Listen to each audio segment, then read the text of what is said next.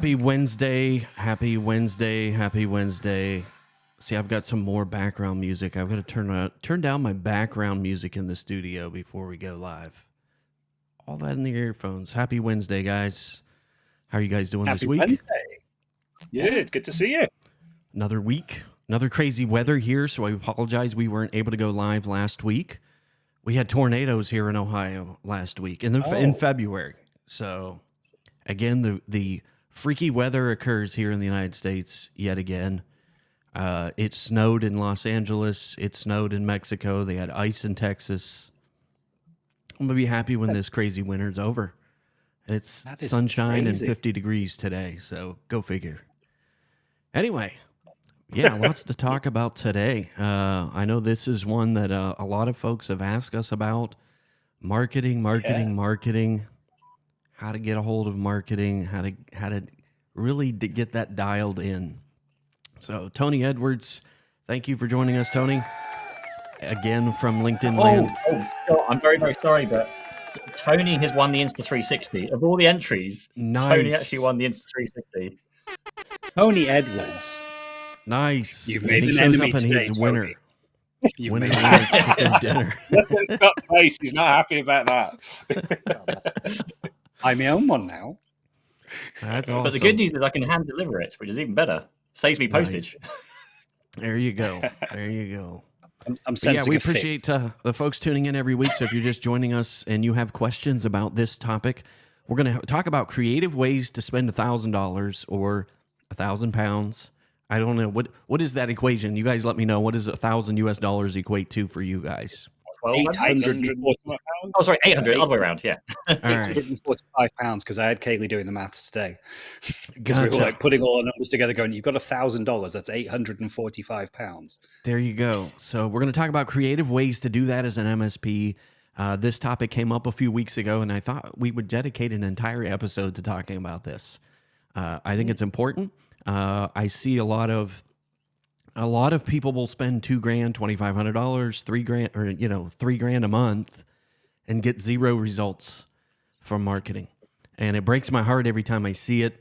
People going 3, 4, 5, 6 months like that, spending $20,000 and getting nothing in return. So hopefully this will give you some ideas that you can try for $1,000 or £800. So I'm going to throw that out there. We will just get that ball rolling. Whoever wants to jump on that first. I've got so many ideas, but I don't want to trample on Pete because my honest answer is, it's one of these. Here, let's zoom in there. There we go. These, and it's some of these. There we go. A little lav mic. My honest answer is a Sony ZV-1F for about £550. A ring light rather than these fancy Elgato lights that I've got here for about £25 off Amazon, a Rode microphone pack and a lav, and in total in dollars about $968. And the reason I say that is that if you start making simple videos, right, like with a camera like this and a basic light and good sound quality microphone, and you start putting that on LinkedIn and you start putting it on YouTube, yes, you might only get 50 views or you might get 100 views. And that doesn't seem like a lot in the grand scheme of Pete and some of the amazing videos that he gets with hundreds of thousands of views, right? But I can also tell you that we spent just shy of £5,000 sponsoring an event right here in Leeds that was a cybersecurity event where I did a headline speaking slot. And in the audience were maybe 40 or 50 people. And we had some great conversations. It was lovely, but that was a one-time thing that cost us a lot of money, and we didn't generate any leads from it. It was a great opportunity. It sounded like a great opportunity and a good investment of money. But when I compare 5,000 to 1,000, and I make a piece of content that sits on LinkedIn or YouTube, and it's evergreen, it can bring things in. And again, we looked back at our one video around Teams voice calling that we made, and it's 6 minutes long, and it's way over 18 months old now. And we can point to that and show one client that signed up from that, watching that video twice, who's since spent 90,000 with us. So in terms of return on investment for one 6-minute video that that we'd forgotten about, if I'm honest. They phoned up and said, hey, I watched one of your videos, and you clearly know this stuff better than we do. If you've got 1,000, this is your shopping list right here. There's not a lot to it, right? Make some videos, put the content out there. I know that sounds easy, but I just wanted to get in there first because I know, Pete, I'm sorry if that's trampling on your toes, but I'm sure you're going to say video. No, not at all, actually, because video for me is Oh, wow. I mean, firstly, that's awesome because that just preaches exactly what I've been trying to say to a lot of people for a very long time, that small investments in doing video and in the gear and stuff can obviously pay off very, very well later down the line as well. And but it's such a hard push for a lot of people because video is like, I hate myself, I hate my voice, I hate what I look like on camera, and like the lighting and like coming up with what to say. Like there's a whole I launched my video marketing masterclass thing last year, and we're just about to relaunch it as like a self-paced thing. But I think for me, for like the first thing I would say for a lot of MSPs, I'd actually go to the website as one of the first things, because some of the websites I see are shocking. Like, and the main problem being stock footage and stock images is like the biggest thing I see. Like you can spend all the money in the world of like social and media and video and all those kind of things, and then if you have a website that has stock images and even stock videos in some cases where you're just putting a voiceover on top of stock videos, it just kills any form of personality or connection you get with the prospect.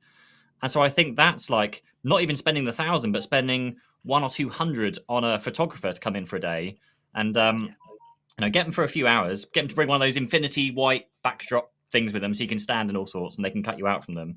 But just literally bring you all your staff into that place and just take shots of you wearing a coat or not wearing a coat, wearing a Christmas jumper, wearing Easter bunny ears, or like with a laptop, with an iPad, and you can, Photoshop some funny things onto it each time, or just holding heavy boxes.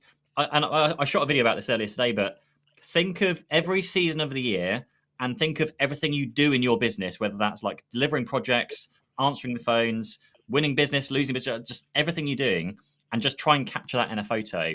And you can literally get like a decade's worth of photos in that one photo session. Like I still have photos. It feels horribly cringy, but I still see photos of me like 10 years younger with my little blonde stripe I used to have down my hair that's still used in like some of my material, and no one really notices the difference. Maybe that means because I haven't aged that much. It's quite nice.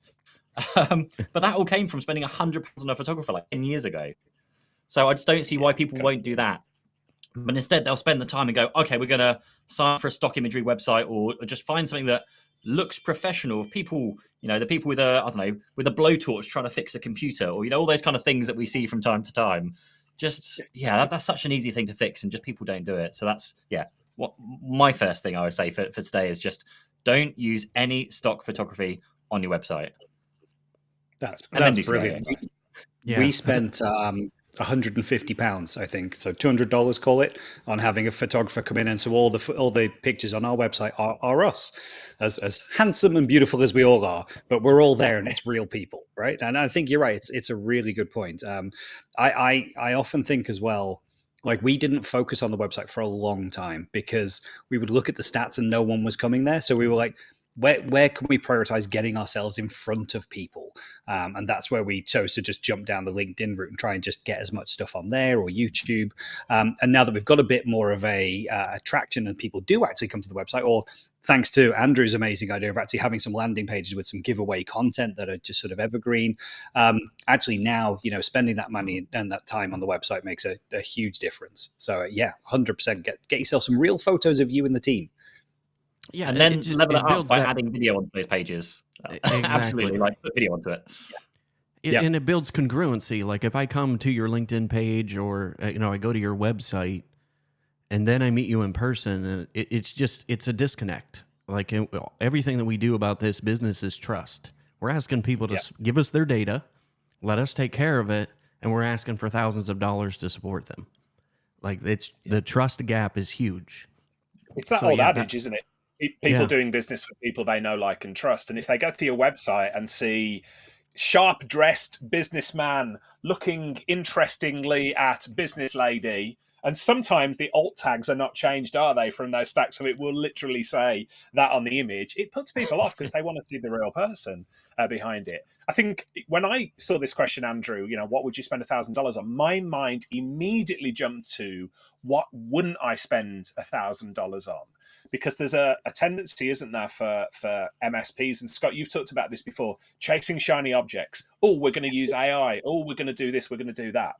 So it's International Women's Day today, and I interviewed a remarkable young lady called Sarah Turner, who's the head of marketing at a company called IT Backbone, an MSP based down in Kent, and that'll be on my podcast coming out soon. But the thing that I wanted to get across to people, and Sarah was IT Backbone, with the winner of the MSP Awards by SuperOps for the most innovative marketing campaign. And when I asked her, what was the secret sauce behind this campaign? And to paraphrase Sarah, she said consistency. So they didn't do direct mail. They didn't do email. They didn't do telephone. They did all of those things in the campaign. And this is such a powerful way to do marketing, a joined up approach towards it, because so many MSPs I speak to, and they say, oh, we tried direct mail, doesn't work for us. Or we tried email marketing, doesn't work for us. Or we tried cold calling, doesn't work for us. So have you tried them all in a unified campaign? So when it comes to what I'd spend the money on, I would take Sarah's advice there and say, absolutely, you can spend, a bit on each of these, on the tools in each of the different areas, but don't try and do them in isolation because, Emily, I can't remember what the statistics say. In my day, it used to be like 7 touch points before people take you sort of seriously or whatever. Pete, I think you were saying I can't remember how many, is it like 900 or something now? But the point is, you've got to have that joined up approach, haven't you, towards all your different marketing efforts. Yeah. And I know that number sways wildly. Fatima Fowler, who worked for Iconic, which now got bought. I was with her, a decade ago in a peer group, and she was very good about that unified approach, and she tracked it. 27 for her business in her market before somebody would actually take the initiative and reach out. But she had the data. So yeah, it's a wild swing, but yeah, consistency is definitely a part of it. So we'll answer a couple questions here. Sorry to interrupt you, Pete. So I don't get too far. Ben Snyder asked, what Sony was that Scott was using? Ben, this is the Sony Z1. It is about £650 right now, but there is a newer model, which is the Sony Z1F, and it's actually £100 cheaper. So I would recommend you go and get that one.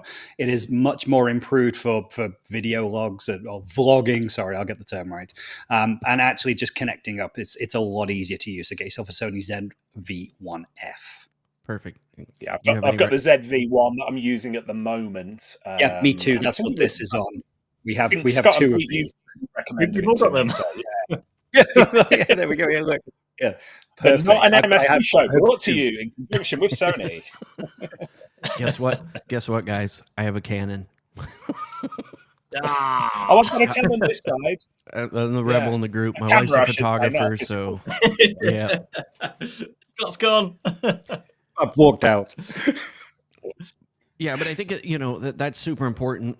Paul Lloyd, thanks for joining us. He said make sure that the message across the platforms is consistent.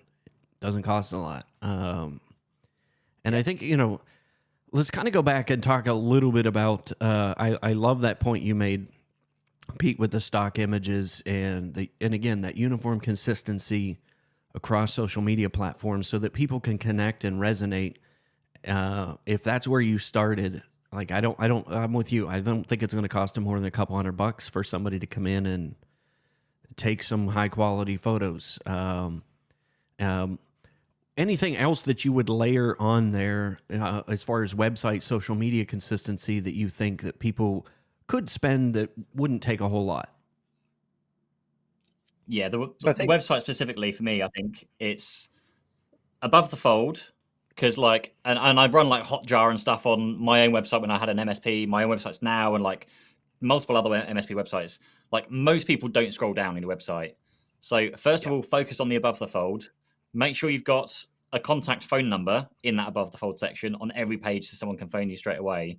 And also, it should be like some random stranger should be able to hit your page and know within 5 seconds what you do. If they can't tell you what you do as a business within 5 seconds, then your messaging is wrong on the website. There should be a tagline or some form of like IT for business or something up there to show people that they're in the right place. And there are so many websites where I'll sit there and be, they use all the buzzwords, and you still can't sit there and go, I literally have no idea what you're on about. Like, yes, there's technology, AI, something, but you just need it bright as day. And actually, referring back to this as video content, because this also relates to video content, which I've been aware of recently. So someone analyzed like Mr. Beast's videos, and Mr. Beast is like this massive YouTube creator. He's like one of the biggest on the platforms. And admittedly, he does make like fun videos of like, let's blow something up or fill this shopping center with the biggest number of whatever it is. But someone analyzed the scripts in his video, and they were written to a stage where like even I think it was something like a 5-year-old or a 7-year-old could understand what was being spoken. And I think that applies a lot in marketing as well. Don't try and confuse people with buzzwords. Just stick to the basics. Keep your language simple and easy and clear to understand. And that doesn't cost much at all. I mean, you could potentially say that's a copywriter if you want to pay for someone to do that as well. But even then, just trying to save money, you don't have to spend the money. Just spend a bit of time just going through your website, do the test, pull a friend in and see if they can tell you what your website says about you, and then just tweak the text on the website. Really, so that's probably my next go-tos for the website. Yeah, On the subject of the website. Sorry, Scott, go ahead. No, you talk. I'm going to eat a biscuit.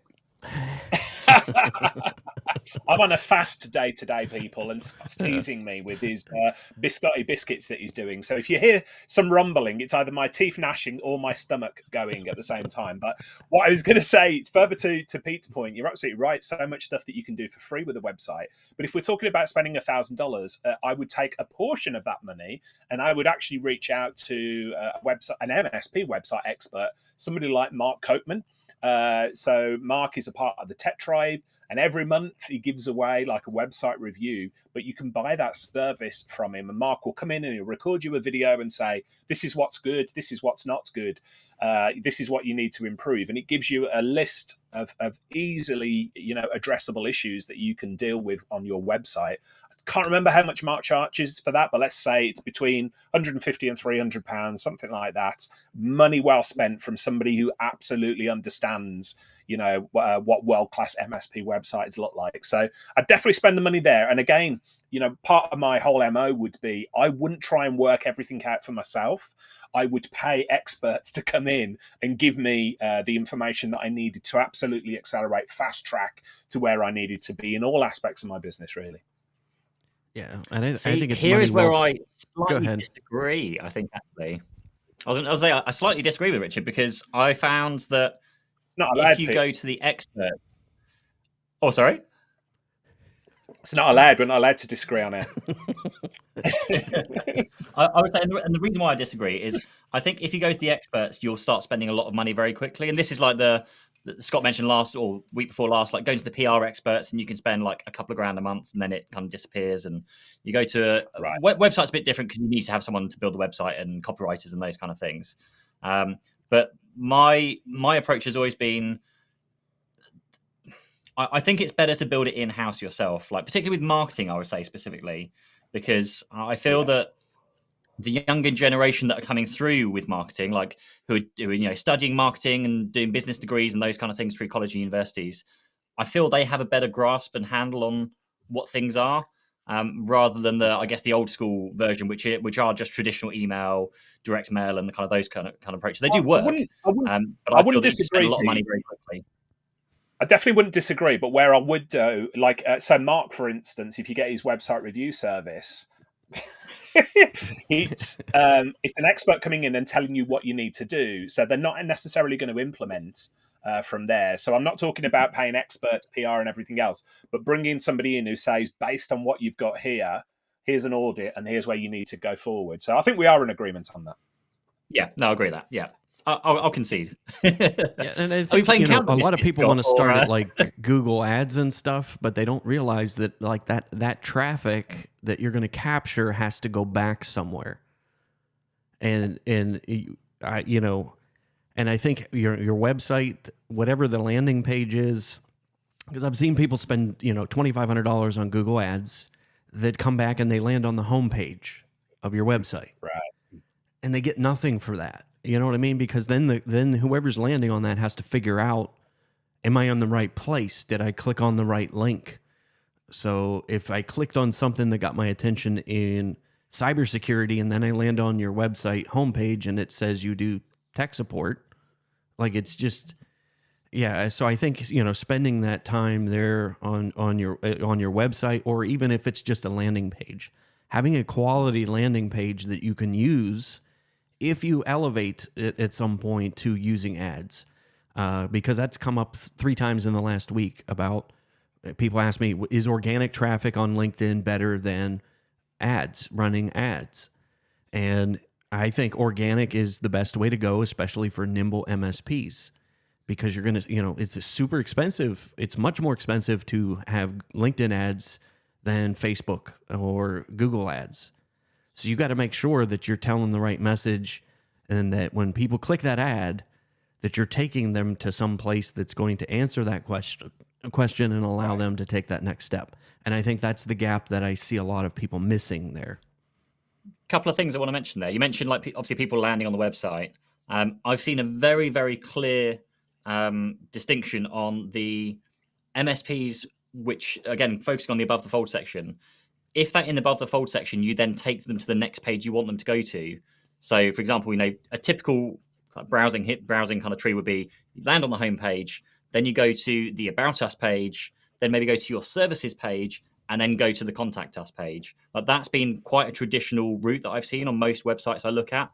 But I only see that if in that above the fold section you're taking that, and I'm not saying use your, you know, your navigation links at the top. I mean, within the content on that page, you're saying, oh, hey, and by the way, we do this, and there's a hyperlink to the next page that takes them through.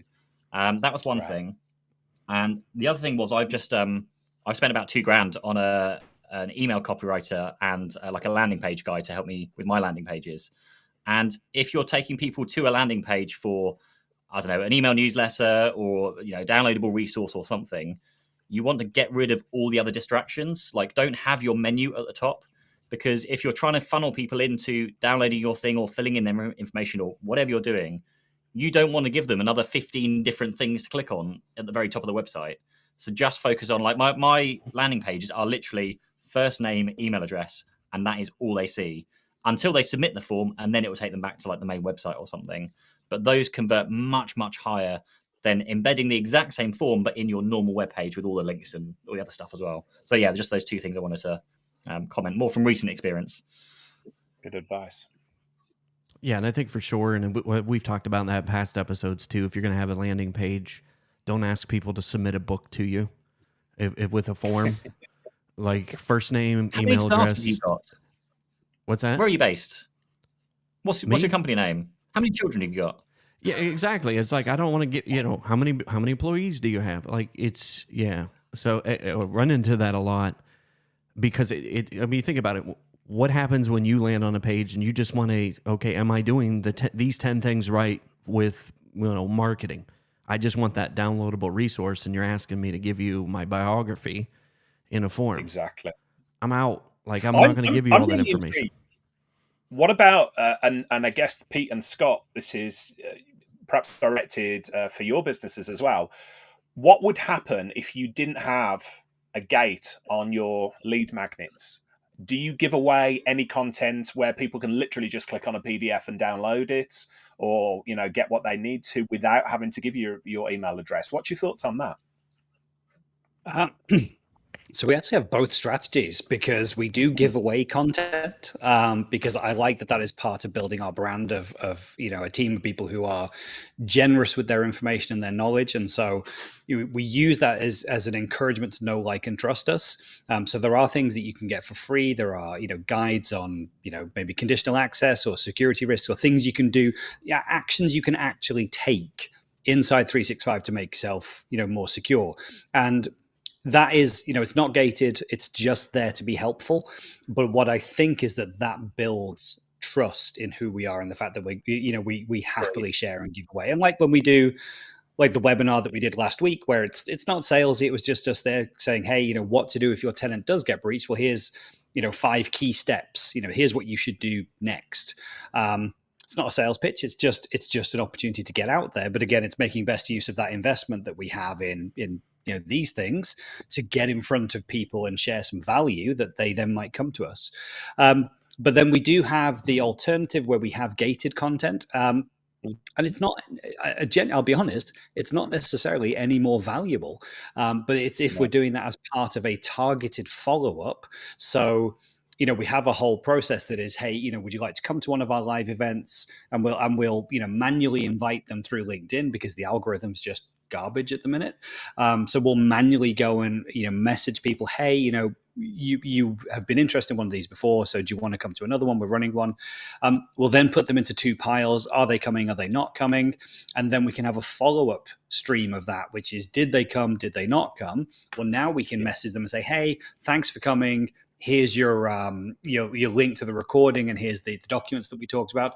If they didn't come, we'll still say, hey, here's a link to the recording, and here's the documents that you missed out on. Come and get them here, and then they can pop their email address in. The reason that's good is obviously you don't get a lot of trackability through LinkedIn events of being able to see people's email addresses and getting their contact information, and therefore, getting them into a funnel that you can follow up with them on. But it's a really nice way to have a follow-up service with them to say, did come, didn't come. And especially the people who said, oh, I really can't make it, but I'd love to see the recording. And those people are really keen. They want to hear more from you. So definitely get them into a list where you're going to follow up with them. Now, that all sounds really like a lot of hard work and heavy lifting to have those follow-up processes. But actually, once you've mapped it all out and you've decided what the communications would be for each type of person, did come, didn't come, what did come, wants to see the recording, needs to get a download, all that kind of stuff, you can then ship that out to a VA team and let them do the follow-up from your account. So it still feels personal. It's not robotic, but they're taking care of all that personal contact and follow-up and actually getting people into your active campaign or your mailing list so that you then have them in the right segment with the right tags. And now you can follow up with them. Sorry, that was a long-winded answer to your question. No, that made a lot of sense. The reason I asked the question, and now that Pete's back, people were thinking we'd fell out, Pete, and you just like, come on. He's like, I'm out of here.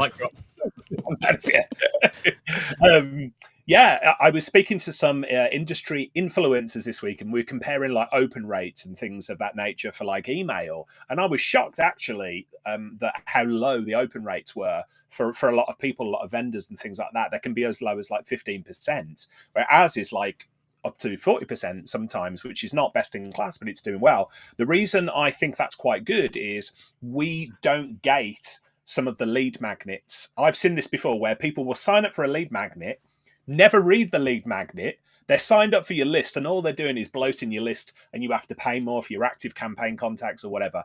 So, cleansing your email list is a good one, but I'm not actually convinced anymore unless it's a really, really targeted lead magnet, such as here's how you do such and such in Azure or whatever it might be. If it's one of those broad lead magnets, I'm not actually convinced when people sign up, they're actually going to be interested in what you're doing, or indeed read the lead magnet. But I'm intrigued, Pete. What do you think? Do you gate content or not gate content?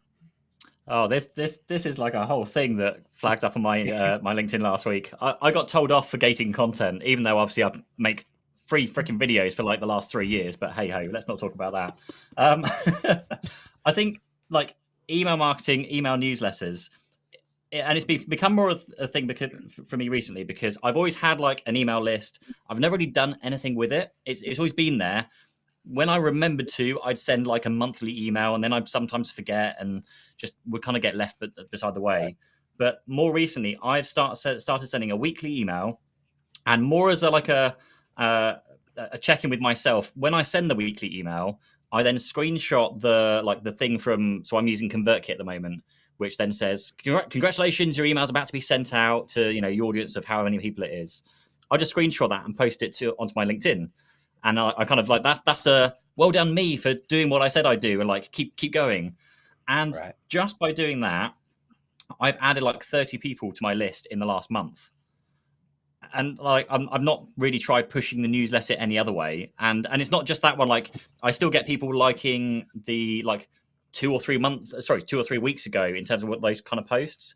So it's that again, like going back to like the compounding interest kind of thing again. If you keep Yeah. doing that regularly, people are choosing to sign up, and obviously they're choosing to like digest the information that's in there. My open rates are like 50, 60, 70, 80% on some of my weekly emails I send out. I've never had it drop below 50% in terms of open rates. And I've only very, very recently on my other side of the business, or my YouTube side of the business, I've been growing my mailing list, but I've been growing it by trying to incentivize people with giveaways, which I'm still doing, but that attracts a very different audience of people because they just want the free stuff and they're not interested in what's going on. Yeah. So I've now been going through a process where I go and cleanse my list and basically say, well, if your open rate, as an individual is below like 50% or 40%, then let's just get you off the list because you're obviously not interested in what I have to say. And there's other ways of like, if you haven't opened an email within the last 2 months, then I can assume you're bored as well. So let's get rid of you off the list at that stage. Yeah. So it just, it doesn't fudge your figures. It just means that the people you're talking to are actively engaged and interested. I haven't done that yet on the MSP side, but It'd be much better to send an email out or anything, a direct mail to 100 people who are actually going to read it and pay attention to it, than send it out to 100,000 people who are not going to pay any attention to it. That's just vanity, isn't it? Where you say, I've got this big email list, but nobody ever opens it, or, scatterdash approach. So I really like that. I think there's a lot you can do with that as well, because again, it's something we really didn't do much with my MSP in terms of we could have done a lot better than we did, but something I'm trying to do now is do like list exchanges with people, not list exchanges, but hey, if I can advertise on your newsletter, then you can advertise on my newsletter and we can do an exchange. It's a great way of growing your newsletter by giving yourself out to another audience. And I think as MSPs, you can easily do that. Most MSPs probably have an accountancy client or a legal client or some client which will have a lot of other clients behind it. Certainly a big mailing list as well. So just think of something that's mutually beneficial to both of you. Like obviously don't go and say like, hey, we can advertise in your lists and it's only beneficial to you and not the other way around. If you can structure it like I'm more than happy to pay to be in other people's newsletters, but the people I've spoken to so far have just said, well, hey, if we can be in yours and you can be in ours, we'll just do that for free. Like that's free marketing and a great way of growing your list. And again, it then means that people who see that in like their newsletters are then choosing to join your list because they've kind of hit your landing page, they've read what you're doing. So I think like having, it's one of the things that I put on my video I've just shot today actually. Like it doesn't cost you much other than a bit of time just to sit down and write one weekly email. And when I say a weekly email, I literally mean a couple of paragraphs about a certain topic that week. You don't have to put together a massive newsletter with here's links to this and links to that and like 3 articles, just one simple thing, because that way people will actually digest it and read it. I think we had this with our the printed newsletter we did in our MSP. Our printed version newsletter was 4 double-sided pages, so like 8 pages long. That was like the whole newsletter, and it was super easy. You could like digest it with a coffee and a Kit Kat or something, and you're not flooding people with a 16-page newsletter that you have to kind of thumb through, and people get bored, they don't read it, and then they throw it away and forget where they put it. It's just super easy, really easy digestible content. That's again, it's useful and interesting to whoever's reading it. So for MSPs putting the content out, certainly technology things that are going on, like how AI could improve your business and how you could write blog posts with AI, but also things on how here's a few tips on how you could be saving money, or like the Microsoft 365, like here are 10 things you're already paying for that 365 already does for you for free. Just things like that you could put into an email newsletter every single week and give them like that one little tip every week that they can digest and take away. And Pete, can we have less talk of Kit Kats, please? Because Scott's talking about Scotty, you're talking about Kit Kats. My stomach is rumbling now. Andrew, do you want to join in? Have you got a donut or something there? Dude, I'm gluten-free, so I hate you both. So, yeah, I'm gluten-free because of health. So, yeah, can't eat any of it. Anyway, yeah, we could fight about that. I think, we always think, and again, I did this in my MSP, we think we've got to do something grandiose. We've got to, do this absolutely over-the-top marketing in order to get results. But we're talking about simple things that I skipped for a long time in my MSP. taking the time to write a simple email news like that is very low cost. And if you're an MSP and you're in the tech tribe, you have absolutely free a full-fledged CRM tool with Growably. Like the excuses to be able to automate and do things for you are gone. And like I said, that tool is there for you. So we talked about segmenting, lead generation, list building. Those are all things that we don't have an excuse for anymore. The tool's there. You've got a free tool to be able to use. So let's talk up a little bit about. I'm going to answer. Stephen asked a question. He said, "Would you make the what you do the most prominent text on all the pages, or just the homepage? I.e., would you include IT support on a cybersecurity landing page?" So we're coming back to the website a little bit. Thought we would just kind of answer Stephen's For me, question. I did this with our website at the time. That was just obviously got your logo at the very top. Just having a tagline of ours was just literally, I think it was IT support and services. What was it now? IT services for businesses in West Sussex and Hampshire, which is where we were targeting our clients. Just something easy to read like that, because you don't want to then distract from the rest of the content that's on that page. So just a short, sharp tagline like that. I think for me, it's all about having the right landing pages. So I think each landing page should be specific to what the topic is. So if you have a page that's around cybersecurity, you've got to have your hero message at the top, or your above the fold, as Pete says. You've got to clearly articulate what the value is that you're bringing, and not just the techie nonsense. I think we always need a lot of clarity around having more calls to action. So I think that's something I've learned, and you see any of these story brand type websites, it's always big splashy thing here with a short, nice image, short bit of text. Here's a call to action. Here's 1, 2, and 3 things you might want to know. Here's a call to action. Here's a bigger piece of text you might want to know. Here's a call to action. And if you consistently keep doing that, you're giving value. You're telling them what you do. You're showing what you do rather than just telling them a lot of that. And then I think it's always fine at the very, very bottom of the page to go, hey, we also do this, and you will just link to each of your other services. So it might be, cybersecurity, it might be IT support, it might be Wi-Fi installations, because the readers landed on that page because that was the thing they're interested in. If they get to the bottom of the content and there's some other stuff, actually, no, I'm interested in that too. And then that page is focused on, your Wi-Fi surveys or whatever it is, how you take care, putting the best Wi-Fi into, their businesses to make sure that it's always bulletproof. And again, that's what the whole page is about. At the bottom, we also are pretty awesome at this. And then they might just click to one of those. But I think I would, make the subject of that page the most prominent text, make the entire page focused on it. And always specifically, what's the value you're giving, not what's the technical problem that you're solving, and then link to your other stuff at the bottom. I think that's how I like to see things like that in MSP and in tech and in anything else I'm looking for. That's how I expect to see things laid out, and it's it makes for a really good experience, I think. Let's say we've got 48 minutes into this episode and we've not yet mentioned artificial intelligence. Now, we normally do that within the first 30 seconds of every episode, don't we? But and people are starting to say to me after watching these shows, are you against AI or whatever? I'm like, no, because I'm always like, and they say, oh, don't get carried away with it and all those sort of things. Absolutely not. Actually, the things Pete and Scott and Andrew are talking about and making sure you got the right copy, this is an area where AI can help. So there's a tool I was reminded of recently by Noah Kagan over at AppSumo, and it's called Hello Scribe.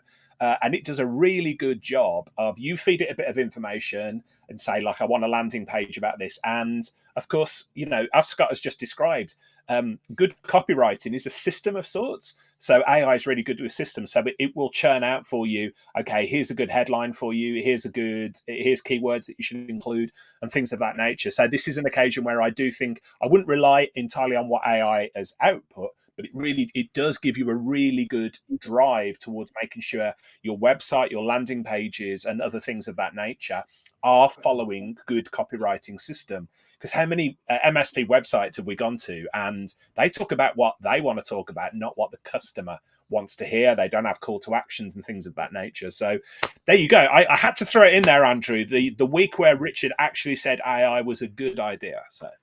And again, we're talking about the most expensive thing that we've talked about so far. Yeah. has been camera And I can't equipment. remember how much our low scribe costs. I'm just going to look it up there, but it's not an expensive tool. So yeah. Yeah, AI is getting baked into everything. ClickUp, Level Up last week. ClickUp 3.0 is coming. It's going to have AI built Yeah. in. So, Notion already has AI tools built in. So those are a lot of tools that a lot of people use for content creation, myself included. So I think it's exciting what we're going to be able to do to at least lay out the format. And then literally all you need to do is just change it to your voice. And again, Yeah. I think the soup starter with getting something that is better than what we've got now is never been easier. But again, we can start that process with very low hanging fruit, and then add those things that are a little more complicated, like video. So let's talk a little bit about that, because I think for me, video has the power to really bridge the trust gap for MSPs faster than anything else out there. And I've seen that, and we've seen a few cases where people are doing video, showing their personality, how much easier it is to quote unquote close a sale when they go in and talk to somebody. So let's talk a little bit about that for the last few minutes. Is just kind of the caveats with video. We talked about that. But what do you guys see as the pain points as to why people don't do it, and how can we help them get over that hump? I think I'll happily take this one. I think from video, it's quite clear on why people don't want to do it. It's I don't know what to talk about. I hate being on camera. I don't want to be the center of attention. All those kind of usual things.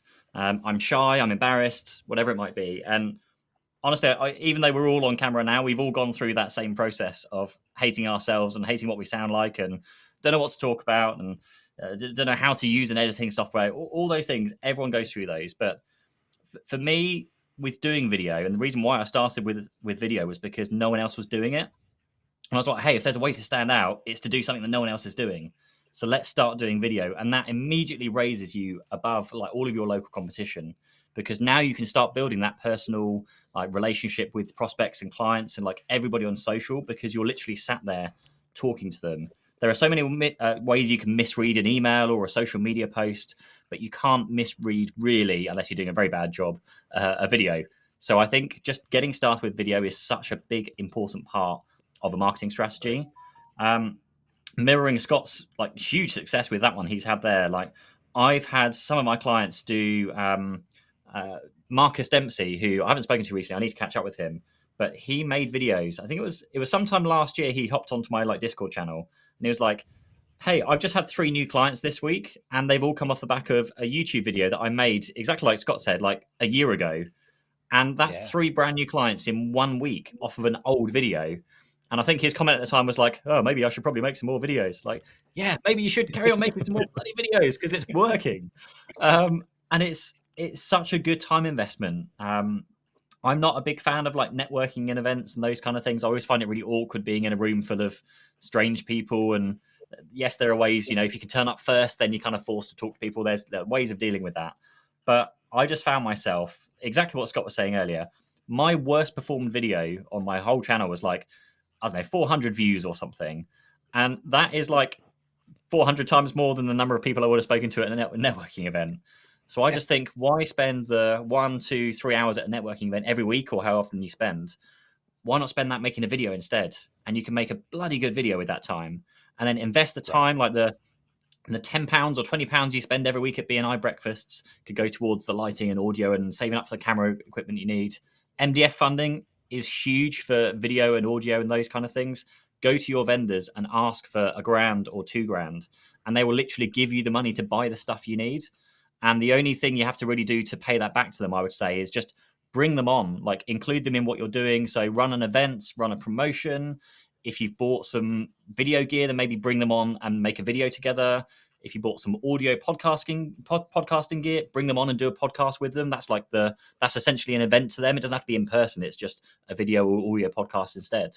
So there are plenty of ways of funding it, and there are plenty of ways of getting over the barriers as well. The whole like, I don't know what to say piece, just it relates to all your marketing you're doing. Just basically you're saying the same thing you're doing in your emails, your newsletters, your website, every time you go to an event, just you're saying the same things just via email instead.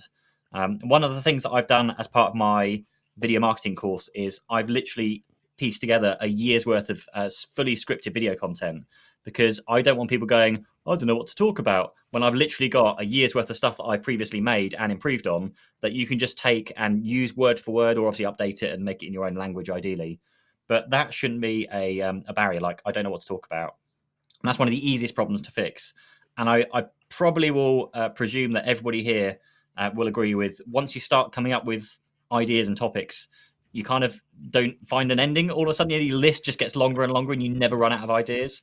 And that is a thing. Like, so just get started and you'll find things. Just, I always started with this short list, and I never ever reached the bottom of that shortlist because other stuff then started coming in of like, oh, there's a news thing that's just happened, or someone's been breached and hacked. Let's talk about that. So you just never end with content, and it's one of the greatest things about making content is there's always plenty of content to make. Yep. Yeah, for sure. Yeah, I need a microphone. I'll do it with my thing. Okay. Yeah, Brandon Moreau said his main problem is getting started with marketing. He's been hesitant on cold emails for the U.S. He said, but I will say about my LinkedIn, he must have taken my course over on the Tech Tribe. His connection acceptance rate and search results have been night and day. Again, you talk about another free tool, way below $1,000. If you're on Sales Navigator, I think it's literally like $100 a month, maybe, here in the U.S. It is the largest self-updating database in the world. And, you talk about, and when you weave in that video content, like when you stick out like a sore thumb, I mean, and that is a good thing. When you're scrolling through LinkedIn content and you see video, it jumps out. Absolutely. I was going to say just double down there, just to like getting people started with doing video. I know Nigel's a big fan of this on Tech Tribe, and there's a few other apps, but download an app called Bonjoro, and you can, I think you pay like $30 or $40 a month or something, and you literally I'm trying to open it up without showing any email addresses, but let's have a look. That should be all right. Let's record now. Okay, I'm going to cover it up. Literally, you start it up, and it starts shooting a video, and you can just point it at yourself, and you can just say, hey, thanks for joining my newsletter. Thanks for signing up as a client. Thanks for registering for our webinar or whatever event you're doing. You just want to send a very, very quick and short video message back to them to say thank you. If you need any help, just reply back and let me know what I can help you with. Just something super, super simple and short like that. And that just starts getting you more comfortable on doing video. And even after doing video for like 2 or 3 years with the YouTube videos I make, starting to do this was really awkward because, again, it's like, it's live. There's no cuts. It's, don't make any mistakes. But you get better over time, and that's the main thing. And I've had some fantastic people have replied back with a video, and they'd be like, this is horrible. I hate sending this video to you, but I'm going to give it a try. And it's so nice to see that.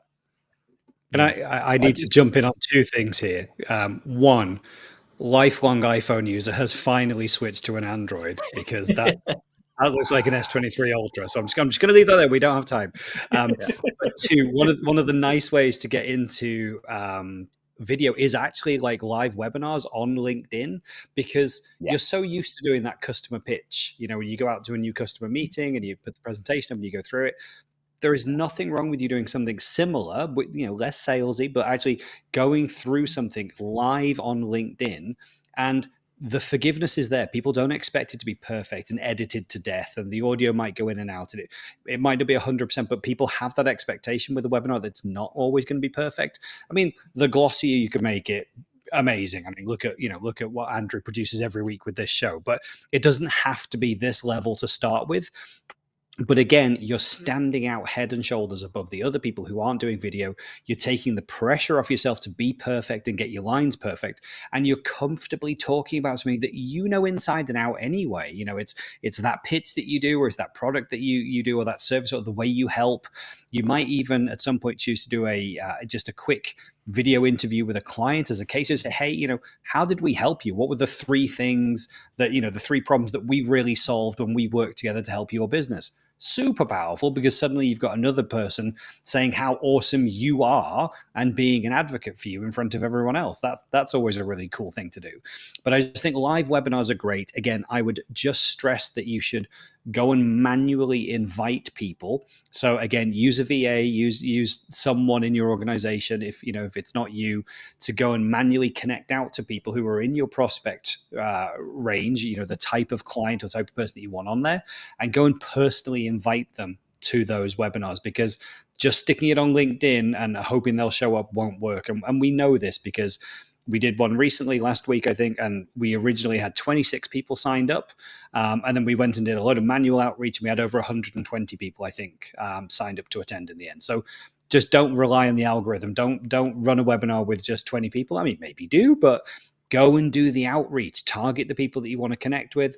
Make sure you've got some value to give in that LinkedIn live stream, and go and ask them to come and watch. And you might just build yourself a prospect, but really easy on you and a great way to start in video too. Yeah, for sure. Yeah, it's funny you mentioned that. I started doing Friday jam sessions. I just wanted to, it's my Friday decompress. I play house music. I get on there, and all I do is answer questions that people have, or questions that I've got during the week. And that's it. What's interesting with that, I've not gone live twice on a Friday, and I've gotten messages. People were like, "Hey, I missed the Friday jam session." I've got people that will watch it on Saturday mornings. They'll watch Friday's replay. And I've gotten 2 customers over the last month. I do no selling on that at all. It's literally all I do is just get on there, answer questions about setup, gear, ClickUp, like whatever and ever. But it's that simple format it's fun and engaging. And like I said, I just started with an idea to let's just see where this goes. Like that is by far the most engagement that I have on live streams. So we're going to keep doing it. But that simple format, like I don't script it. I just get on there, interact with people, and you're like, okay, who cares? Nobody's on there when we start. I start answering questions and showing people how to do things. And then when people join, you can keep the conversation going just like we're doing here. Brandon said, yep, thank you, Scott.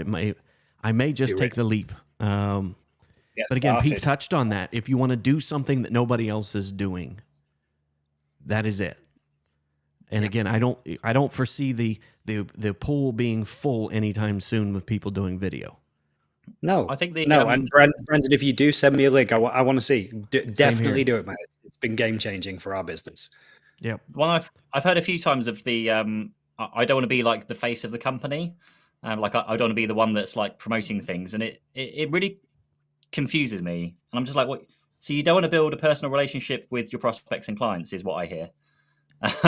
There's no other way I can think of it, because I've seen through the YouTube world, the channels that have different people appearing every single week, or they're a faceless channel, you don't build any form of relationship with those channels.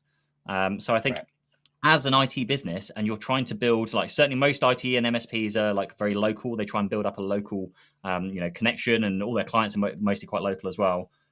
Why wouldn't you want to build a friendly like face that everyone gets to know and like and love and trust and that whole thing? So if you don't like it, and this is why actually when we opened up, I didn't go with video, because I know it's way outside of a lot of people's comfort zones. But I mean, we've all basically said it. It's one of the best things you can do for your business. So why wouldn't you do it? It's just I keep coming up against that of like I don't want to be the face. Like why not? Like what have you got to lose? Yeah, you're going to be the one in that sales meeting, to close the deal.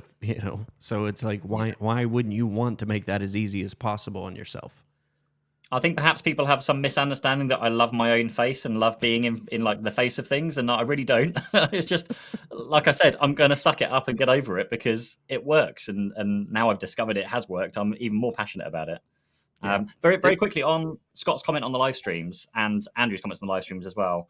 If you're feeling like really nervous and you don't want to like, because I struggle with the live stream to start with, because I don't want to sit there and talk to myself for an hour, because no one's following me, no one's going to really care about my live stream, and probably no one's going to hop on. So I'm going to have to like pre-prepare something to kind of talk about. The other option is, and again, this kind of fits in with your MDF funding and things as well, is do the MDF funding, bring a vendor on or a supplier on, chat with them. So that can be like your first 1 or 2 shows, so you're getting kind of into things.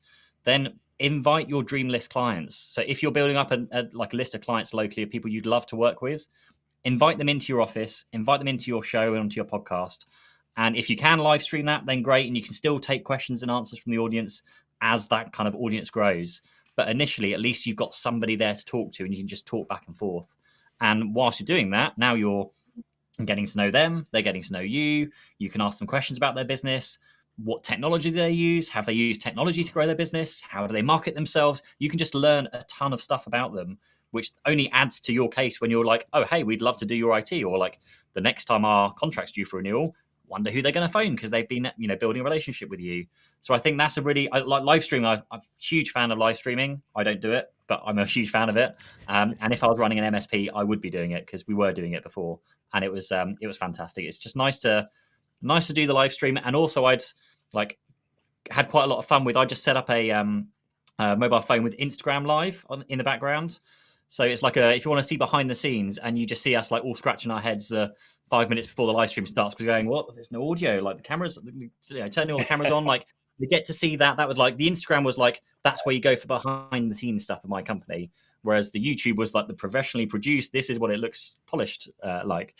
So yeah, just might help a few people that are getting into like the live streaming or video and just want to get a start without being a bit nervous about it. Yeah. I know we're coming near to the end of the time, Andrew. I just want to address the point that loads of people tend to have at this stage, which is nobody's going to turn up, nobody's going to read what I'm writing, nobody's going to be interested in what I've got to say. So I remember feeling that way. And, I've been blogging now for 20 odd years, 5,000 plus blog posts. And I was speaking to somebody about this today saying, that feeling when you put something out into the world and crickets, you don't hear anything back.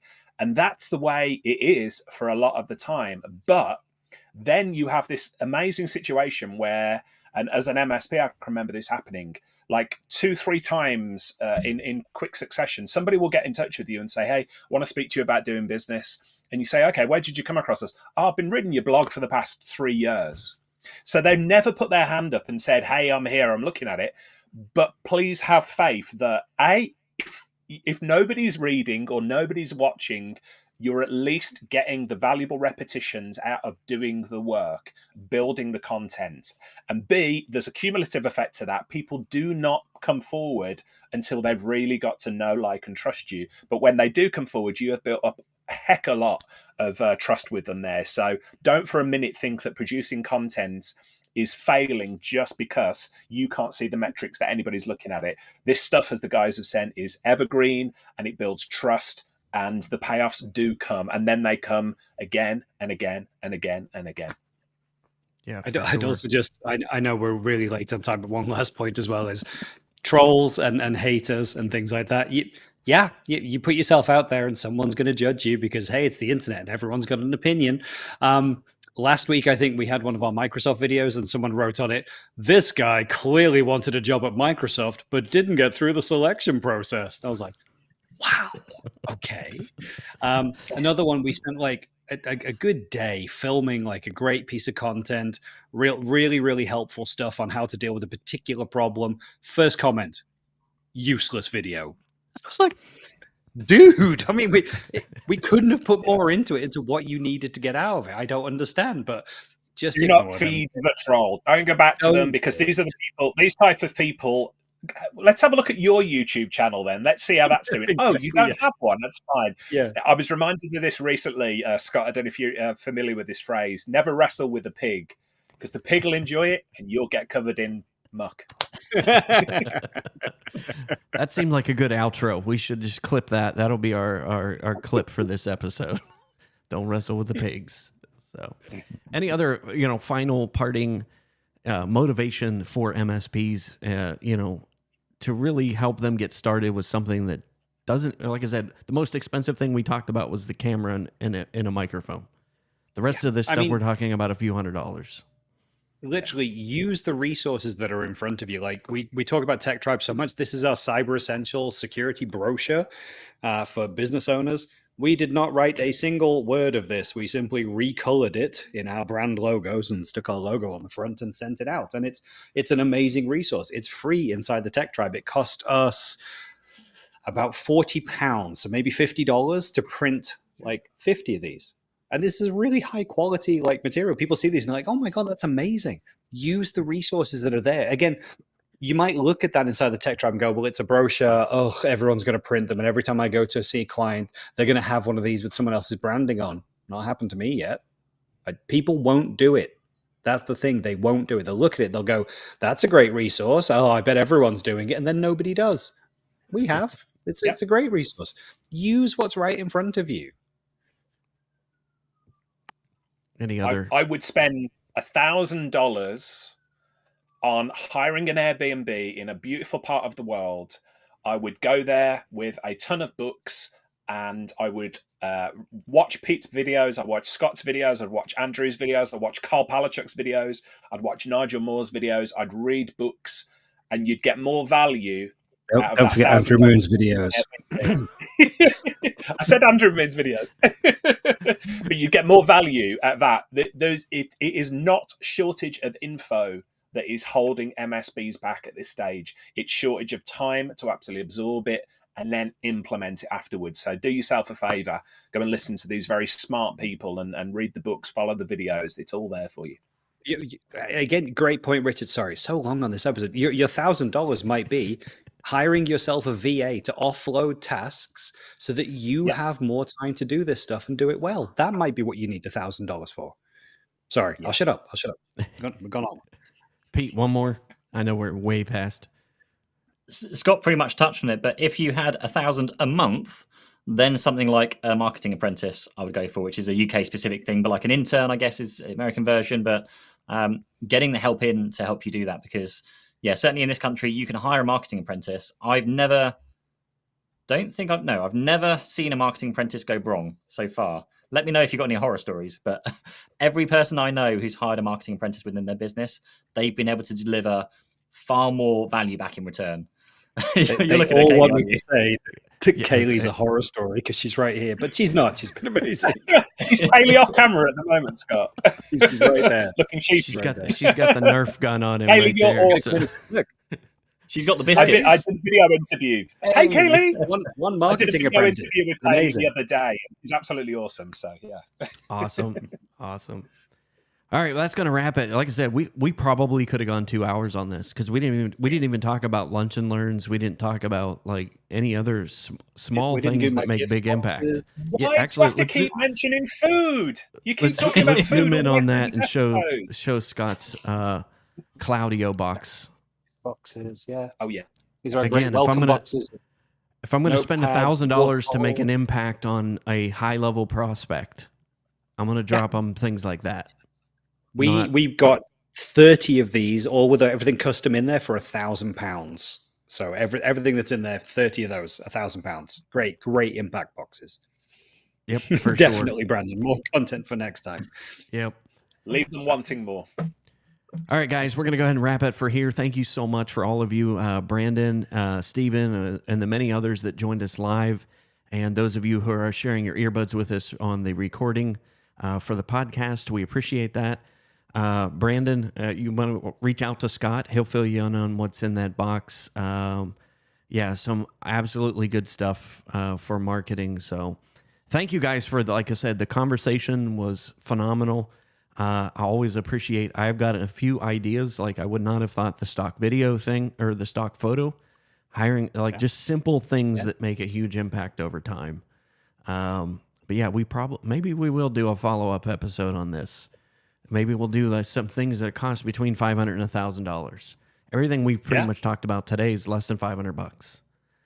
So very, very simple things. So that's going to do it for us. We will see you all next week on Wednesday, another hump day. It is time change week this week in the United States. So this Saturday we spring ahead. So yeah, I'm going to be jacked up for next week. So with losing an hour's sleep. But yes, we will see you at 11 a.m. Eastern time next week, which I think it will be now. What will that be for you guys next week? 4 p.m. 4 p.m. Okay, so it'll be PM. all right. So we're still good. And I've just said that, and it could be completely wrong. So don't. I think we changed the week after. So yeah, we'll figure it out. They were supposed to end this here in the United States. TV listings. Yeah, but they haven't yet. So anyway, I'm going to go ahead and log off of here. It's good talking with you guys. Everybody else, have a safe week. Hopefully no crazy weather again here in the United States. And we will see you all next week. Adios.